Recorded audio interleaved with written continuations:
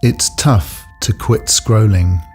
Just ask any of the 2.71 billion smartphone users who continue to browse regardless of the toll on their sleep. Our sleep is in danger. Corporations list sleep as a primary business competitor, designing addictive interfaces to keep us on the conveyor belt of consumption. If capitalism's quest is to control all of human life, sleep is our last resistance. So what can you do? In a world in which sleep itself becomes an act of resistance, yawning can get us there. Sleep will save us. Yawn, and yawn often. Yawn for your right to sleep and dream. Yawn to resist the commodification of sleep. Enjoy a yawn today.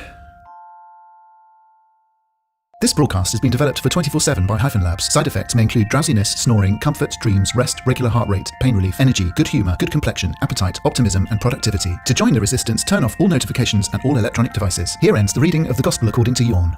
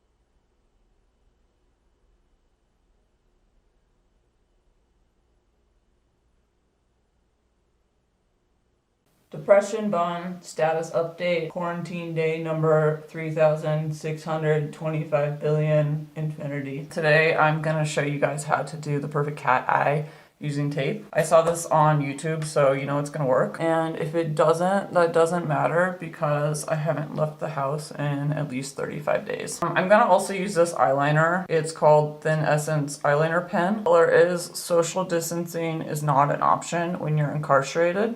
So people have been sending me a lot of DMs lately about what Zoom is using. It's not encrypted, and what does that even mean? Basically, Zoom is using something called TLS, which is transport encryption. Put this in basic bitch terms. Don't use Zoom to send dick pics. I repeat, no dicks on Zoom. When we talk about end-to-end encryption, aka when a thirst trap is sent to you, it means nobody in the middle can unscramble this. This is basically what we always want to look for. If you send this thirst trap or dick pic via Facebook or something like Zoom, it basically means that it's end-to-end encrypted. Store those messages in plain text, aka they can read them. This also means that anyone who gets into your account, crazy exes, would be able to access this information. It's a little bit janky because I never wear eyeliner or I just drink 26 cups of coffee. Either could be true. And God forbid we have to spend the whole day editing kernel headers. It's called dying because you have to go to work is political, and dying when you're not protected at work is also political. Instant Velvet Crayon 24-hour. I want to talk about some alternatives to Zoom. So we might actually have a chance of finding a boyfriend when this is all over. And I know because we're all bitches who always appreciate a good convenience, I want to recommend some things so you don't have to do the research yourself. The thing though with WhatsApp, it is owned by Facebook, is closed source, which means it's difficult for outside people to confirm the company has basically correctly implemented their encryption in this, but they are using the Signal protocol. I prefer Signal overall from most others because they are open source. It's an app that is end-to-end encrypted. You can allow things things to not be screen grabbed. They can all be installed like any other app. So if you have like Facetune or whatever you bitches use to look good on Instagram, people like Wire. It is centralized, however, but since its infrastructure is in Switzerland under any sort of jurisdiction other than Switzerland's, if they were to come after you. And that's dope because if you're in the US, you don't want to have US servers. Actually, nobody wants to have US servers. Otherwise, there's Jitsi. I'll attach actually like some really like unaesthetically pleasing graph down below so you can kind of compare and contrast things based off of what you're concerned about or not. So this is my final look. I'm going to do extreme close up on my eyes. Final depression bone status update, quarantine version 2 minutes later than I just gave you one. Everybody be safe, don't get sick, and if you do, I hope you have universal health care.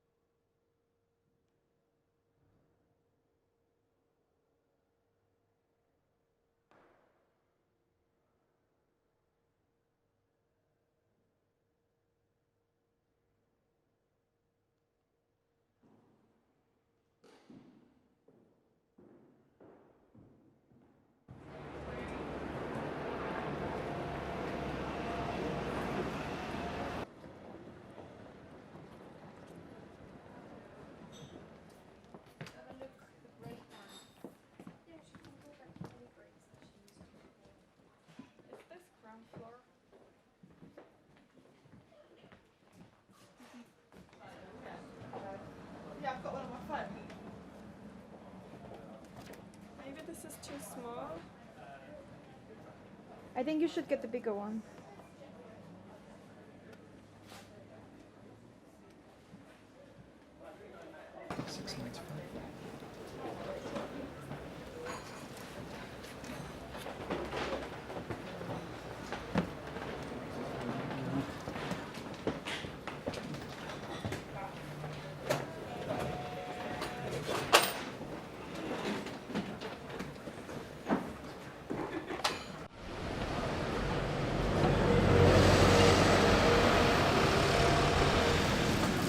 Do you want coffee or something?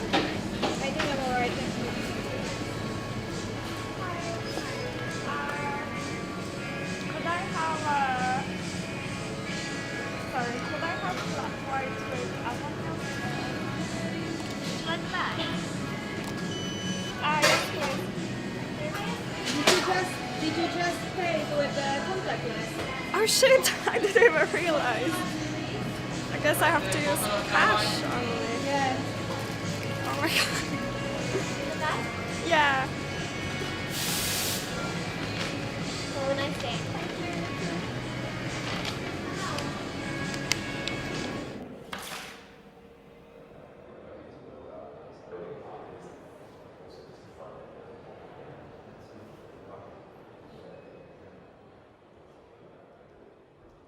Write letters and be really Well, I relaxed. think that's. and stuff I'm going to like ask you a question which is a bit annoying, but do you think was there like when you talk about what offline means?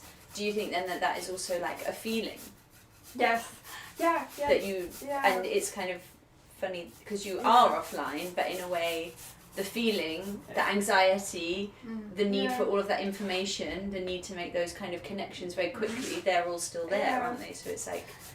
Yes, and yeah, I wrote a letter actually a few days ago to someone I don't know whose work I really like, and I was like, it doesn't feel like internet has left me. That I feel my mind and even like my body and everything is online, and it's like it's not actually the thing. It's just like a state of mind or like I don't know, some kind of anxiety or something. And then, How specific are you being, or how far are you taking it then? So I'm using your Oyster and Cash. I'm not, but I'm like withdraw money from Cash bar and Okay. use Cash. So not using the card, you're not, so like contactless payments and stuff, but they go through the internet. Yeah, so I'm not allowed to do that. So I need to like go on top of Oyster and then pay them and stuff. We're a particular age of person in a way. It's like, so I guess it's quite specific, but you know, that sort of like dial tone internet, that's what we had, you know, like that sort of, you know, that was my first internet in my house. And then, like forums that were on sort of bands' websites, for example, that was like that was my first kind of social media. But I was always terrible at it. I've always found it very difficult, like with Twitter and Facebook, I hated. Right, I think I've still got an account and they're probably still farming my data, you know, like 12 years on after I stopped using it. But anyway, we're gonna get that. But I do think it's a very specific kind. I've always been very intrigued by how that operates. I think it's like a completely different language, and it's not a better or worse language. Some people absolutely come into their own identity, find their people, find their language, find their communities, and that's amazing. It's just completely not my experience of it. I think my experience of the internet is completely what you're describing, which is practical.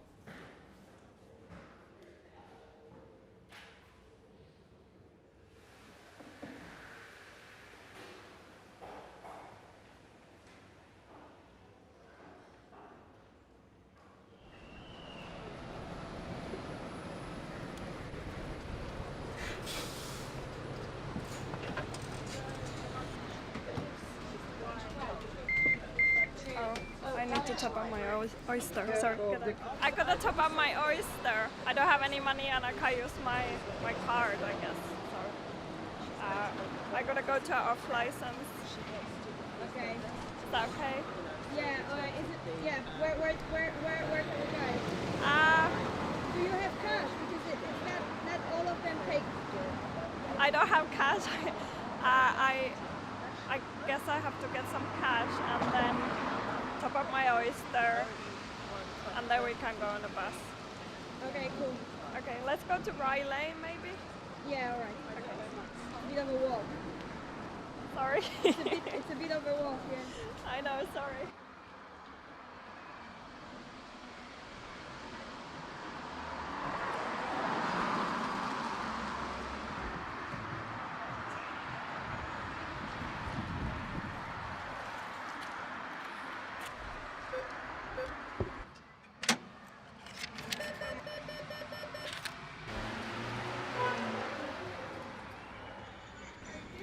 Oyster top up? No, Oh, okay. Do you do O2 phone credit top up? which side do you want going? This or this side? That way? Yeah, that way, not this bus stop, the next Yeah. bus stop, between the bus stop, yeah? Okay, cool. Thank you.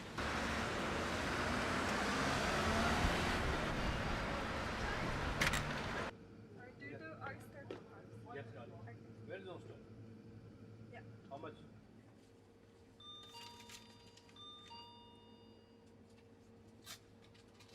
This one 20 pound top up and 20 O2. Yeah. You are visitors? No. I just don't use internet, so I'm gonna... You live here? Yeah.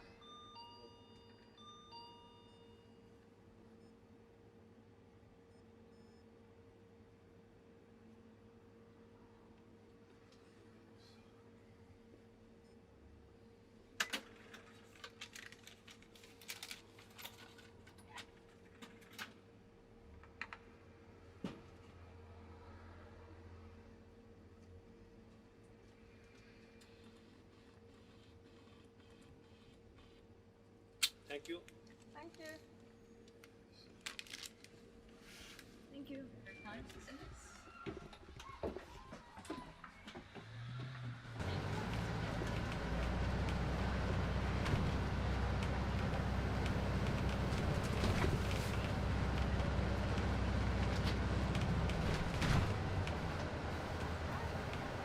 You know, I need to top up again. She's living for 6 months without the internet. 6 months. It's pretty challenging, yeah. Good luck. Thank you. Vadå kan jag fel? Sidig för buss.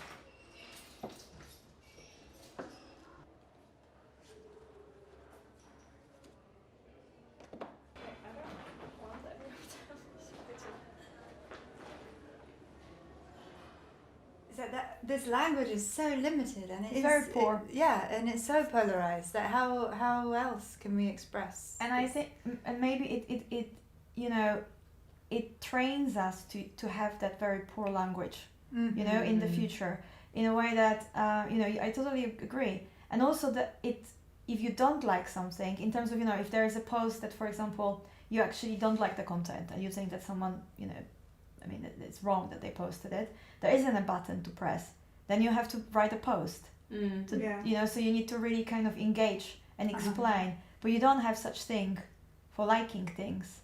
Yes. All these emotions that are there are quite positive, you know, because even if you cry, you cry because you are touched by it. If you're angry, you are angry, but you are in support of the argument, I mean, of the article, but you just... And you're fanning the flames of it as well. Yeah. Like, that's another thing, is that around that idea of, like, well, kind of any, like, all publicity is good. I feel like that's how Trump operates on social media, isn't it? It's like, it doesn't, you know, if you're winding up the people who already don't like what you are saying, that's also a victory for your, you know what I mean? It's like, it is that kind of like button It's still culture. like, it's still... Yeah, there's no proper drawing attention. recourse, to challenge it. Yeah. And his ability to, sorry. I think Facebook tried to introduce that, like, you have these different emojis, like angry face and like happy face and like and that just, I don't know, somehow that felt more reductive than just liking or not liking. It was just like Facebook's version of emotion. Yeah. But they all... Thank you for coming for the 24 hours without the internet and your phone workshop. We are gonna lock your phones away for 24 hours and you'll get them back tomorrow morning. It's a strange thing in itself, turning it off. Like, I never turn my phone. Yeah.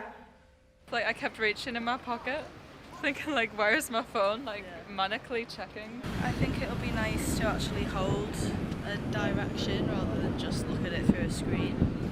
And I found without my phone using the map, I'm actually taking in my surroundings more rather than just looking at my phone constantly. So yeah, just trying something new maybe. So I'll show where it is on the map because I don't remember the street, but I know if I find the Covent Garden tube station somewhere. So we need to cross that street. I guess we're here. Yeah, no, that's Kingsway. I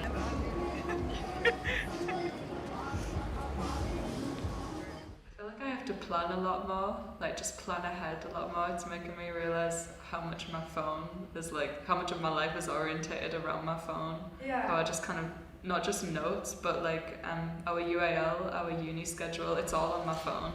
So I've wrote it down, but if I didn't write it down, I wouldn't have a clue what I'm doing tomorrow or next week or the week after. Like, my whole life is in my phone. I never remember numbers or like names, and now I can tell. Someone asked me where a place was. I was like, it's on London Road. I was like, oh my god, I remember the name of a road. And I don't think that like happened before. Maybe I was always like, oh, let's check the phone. It's here and here. I almost like become lazy with memory, like when it comes to phones. Like, so when we went to that museum, it was like just an instant thing for me to want to get my phone out and document the whole thing, just take pictures, because when it comes to relaying the story, rather than trying to describe that really like intricate museum, I'd just be like, okay, well this is what it was. If you, I guess especially as that woman, like if you walk home at night and you have your phone, it can be a safer feeling just to know like, you know, you can just quickly call somewhere, or like it's there. When me and Erin were walking back across the bridge, and we noticed we were walking a lot slower, and it suddenly became a very like us and them kind of situation. Like, it felt like I was kind of watching people almost, and watching how fast like London was moving. I also realized I walk more without the phone. It was really nice to just take things at a slower pace. Like, I wasn't stressed as I normally am. I'm like, okay, I need to be here, I need to be doing this. I'm looking through my phone, I'm like, what's on tonight, what's going on? And I was just like, okay. Having Instagram makes me feel like I'm comparing myself because of what other people are doing. I'm thinking, oh, they're there, should I be there? Well, they're doing that, is that what I should be doing? And then I guess you just switch them. You're on the same phone. This is mine. Yeah, that's yours. Okay. So that's on. Oh god, yeah, I've got a lot of notifications. Yeah. Oh, so it's working now? Yeah. Yeah, just. Stuart messaged and said, have fun with Nastya, tell me all about it. That was just then that he sent that. Yeah. Yeah, sending some Messages? some code for like WhatsApp. Like, it comes back to that Twitter thing of like, oh, I'm bored by Twitter, but obviously I'm following boring people. It's the opposite for me with Instagram. I'm excited by Instagram daily, and I'm following some really exciting people. It's because I'm being offered windows and doors opening all day long, and I fucking love it. And it can't come quick enough, and it almost feels like that. It's like that. There's so much to say, there's so much to see, there's so much to do, and so many people haven't been represented in mainstream media, and it's like, how is all of this like information coming out now? It's so great. And that's the first time there's been a platform for people who haven't wanted to identify with those images around gender, around race, around, I mean, for so many reasons of identification. And throwing that out. Like, what is that anymore? It's changing so rapidly. It really is. Sometimes I feel like addicted to Instagram and just like scrolling through, and it's definitely different feeling like from, I don't know, Facebook feels like, you know, my grandmother is on Facebook and stuff, like, okay. And then Twitter feels nasty. I feel lots of like nasty. Are you on Twitter? Is it? Yeah, but I'm like not active. It's just like I'm there, and I was like, I don't know, posting stuff to do with like, I don't know, this performance happened here, blah blah blah, and then I kind of stopped even that. So now I'm just like lurking there. I need to go to Finland. Perfect. Have you booked with us before? No. Awesome. Have you been to Finland before? Yeah. So do you know a lot about it? Yeah. I'm from there, so. Oh, okay. Right. Can I get your first and second name? Yeah, should I write them down? Yeah. So we're actually buying 3 tickets. Perfect. If everyone's nice. Yeah. I've got a BA flight. It leaves Heathrow at 8:25 a.m. and then lands in Helsinki at 13:20. So one Or like later flights. Later? Like even like in the evening, 4 o'clock would be better. Yeah.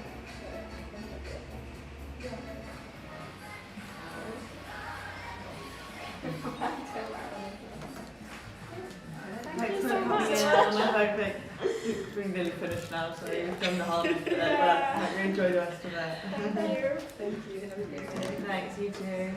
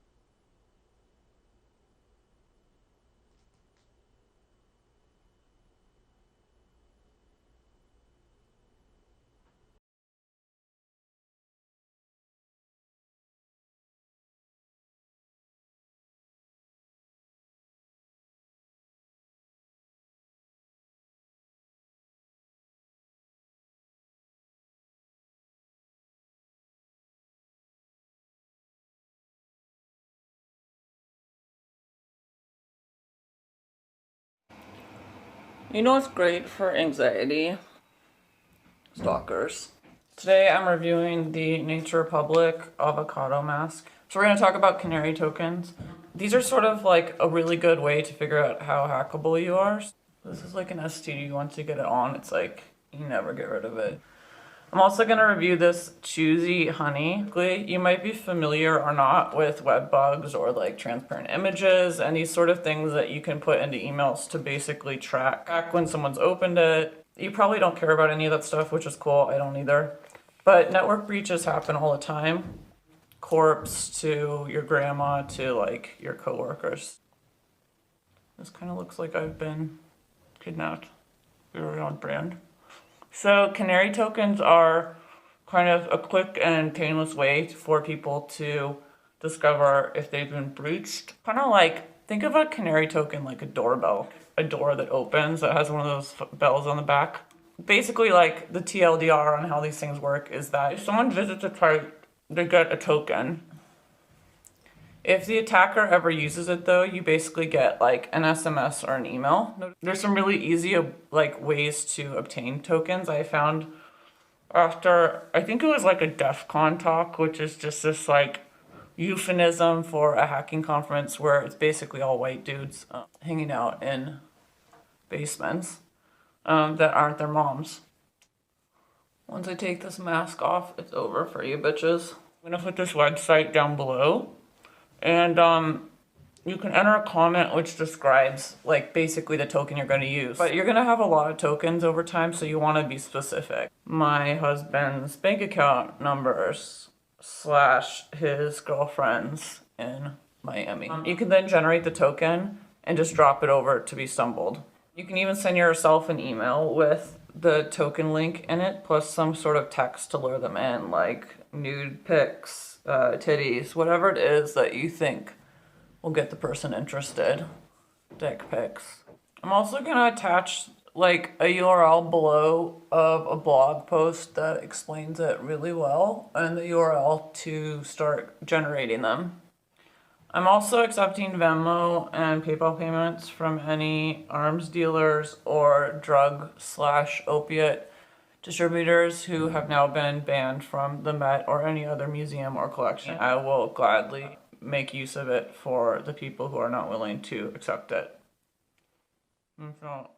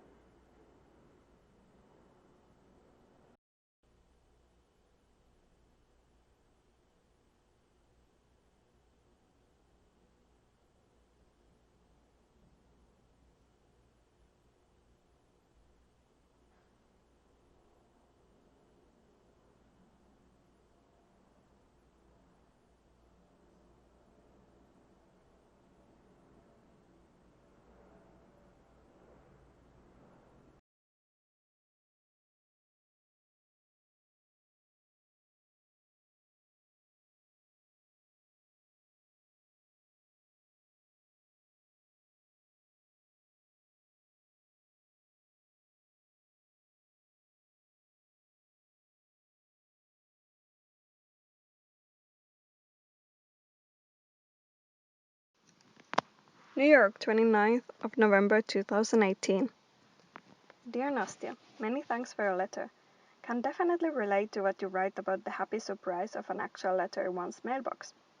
I bought the stationery set immediately, and the stamps have been rolling around in my purse for weeks. But I really didn't have the chance to sit down and write until now. Like you say, it's such a different and material thing to receive, and also write a letter. It's more difficult and messy to untype in letters too. Hope things are well in London. I think it does take about a month to transfer oneself and one's headspace into a new city. How do you feel about the project now that a few months have passed? You wrote in a letter that you were going to meet someone at the Blackbird Bakery to talk about her letter and the interest you share in rethinking relations between capitalism, colonialism, environmental racism, and damage. How did that go? Have you been in dialogue after the meeting? You wrote a lot about your thoughts around data in a letter too. I can imagine these thoughts have been living around this time too. I like what you said about feeling powerful through being invisible to the algorithms.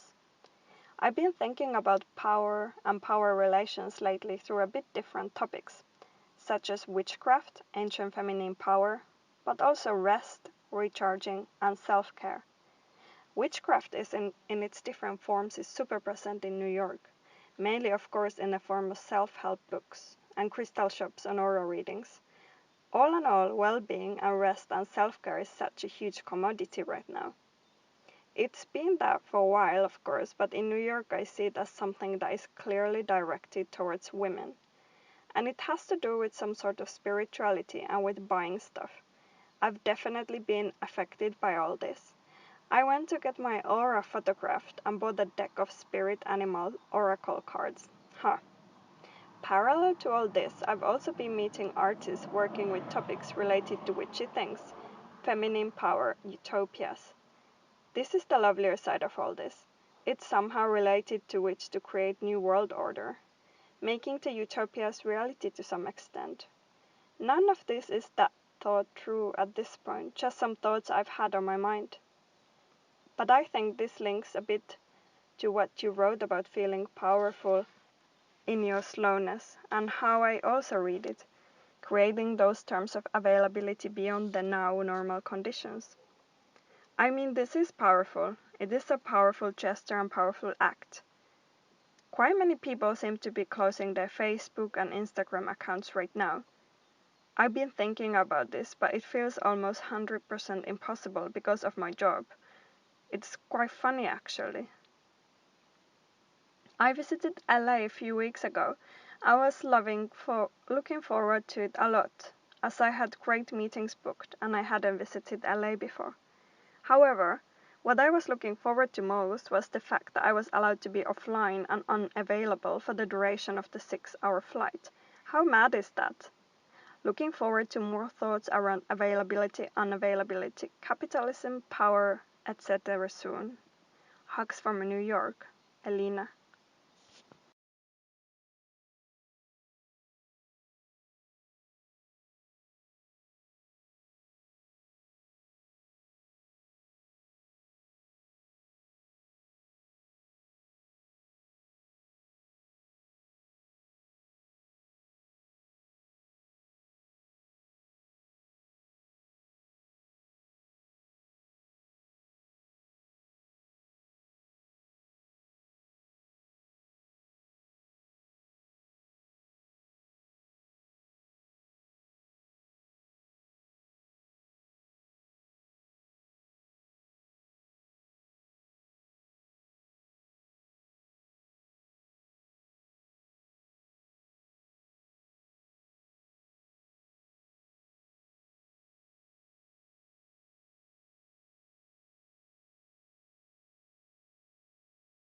Sample from Sephora, because nothing says give it to the patriarchy like free samples.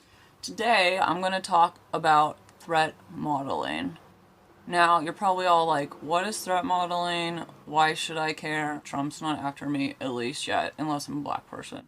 The point of threat modeling is that we look at what's going on to assess the risk and figure out how to prevent it. The two-factor authentication, which is really just a fancy word for saying send a text to my cell phone with a number and that gets me in to my Facebook or my email or whatever. Is that a legit way to protect myself from, say, my nosy boyfriend? But the problem with this is that if they have access to your phone, like any normal person who might leave it around, is that they can easily get that passcode sent to your phone, say you're in the bathroom taking a shower, and then access that platform or your email or whatever it is you're using it with. So this goes back to what I was talking about in a prior video, which I'll link below, about passwords versus passphrases and password managers that generate new passwords, so you don't have to worry about nosy ass people getting in your biz. It's also worth asking what it is you're trying to protect. And you also have to think about how likely is it that you need to protect this information. So say that you are writing a lot of trash about your boyfriend. Like, what would be the damage if he saw that? So how bad are the consequences if you fail? And you also have to think about, like, how much trouble or hustle are you willing to go through to sort of, like, circumvent that from happening? Do you want to have a two-factor authentication on top of having passphrases, on top of having a password manager? Or if you're too lazy to do all that stuff, you just get a good password, right? So it's all about thinking about those things. And once you've asked yourself those questions, you can kind of figure out, like, what is the risk and what am I willing to sacrifice or do in order to circumvent that risk. So this is a little bit sticky. It's not bad. I can't tell if I look transformed or not, but I slept like crap. So yeah, that's start modeling. It will at least like allow you to sort of figure out how to circumvent threats and look at threat modeling in a way that actually kind of affects your life and not just like Edward Snowden.